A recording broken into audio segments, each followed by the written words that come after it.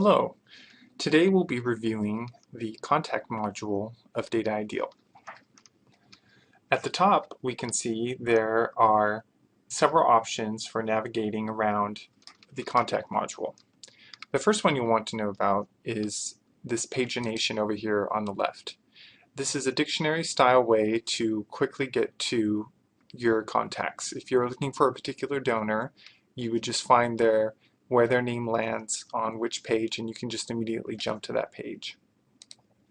This is to create a new contact. This is the contact journal, which is a knowledge management piece we'll discuss more later.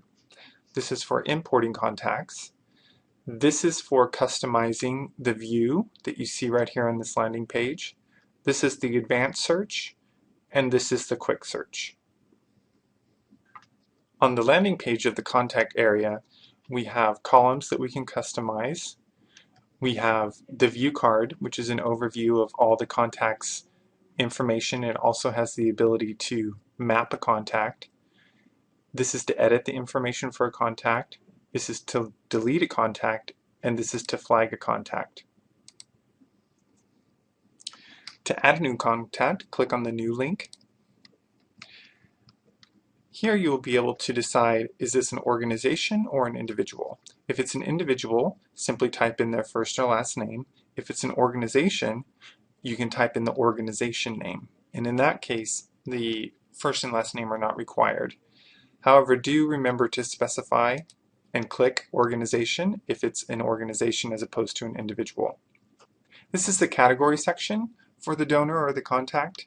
Here you can specify the type of contact this is, and you can enter in new categories at any time simply by typing it in here, business, and add that, and it will add it as a checked box. Categories are useful for things like mailers and searching, so be sure to determine what are the useful categories for your organization, and as you do your data entry, to record which ones are applicable to that contact. Next we have the contact referral. The contact referral is meant to denote who brought the contact into the organization. So a lot of times nonprofits will add their staff members here. You can associate then this contact with that staff member. You can later then do reporting to see how much money that this person's network is bringing in.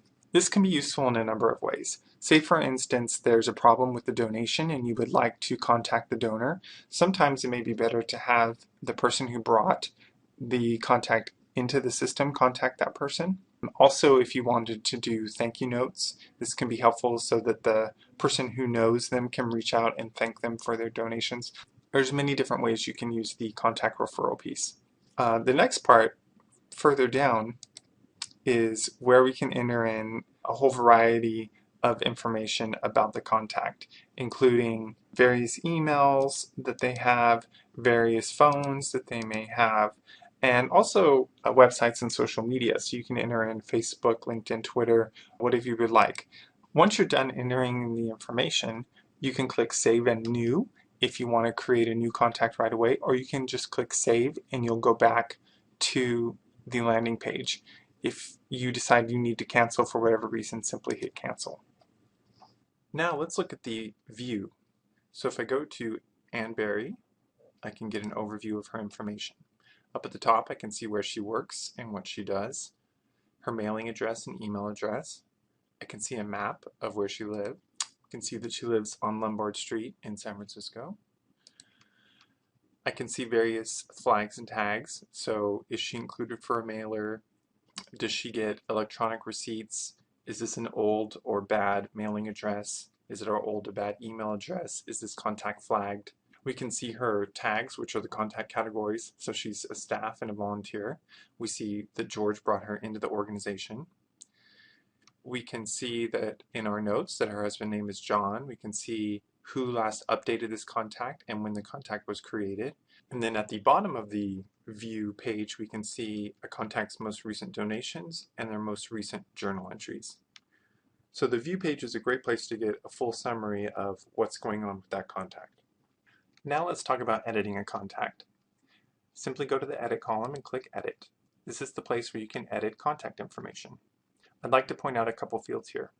One is the opt-in for print mailings, and the other is incorrect mailing address. If you select these, then you'll be able to use them in other parts of the system. So for example, if you have opt-in for print mailing selected, then when you do a mailer, they will be included. If it's unchecked, they won't be included. If you do incorrect mailing address, then the system will alert you if you try to send a receipt or do a mailer to that contact with an incorrect mailing address. Now let's talk about deleting a contact. If I'd like to delete a contact, go to the delete column, click the trash can, and you'll be asked if you really want to delete this person. If so, click really, and the person disappears. Next, if you'd like to flag a contact, simply click on the flag.